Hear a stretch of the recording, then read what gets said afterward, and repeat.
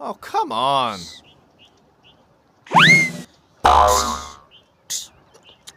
इतना लंबा बनाऊंगा, इतना लंबा बनाऊंगा, फिर डालूंगा।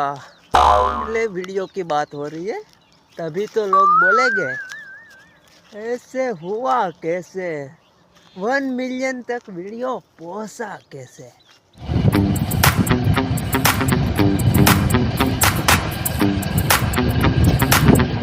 हेलो गाइस, अंधेरा हो चुका है।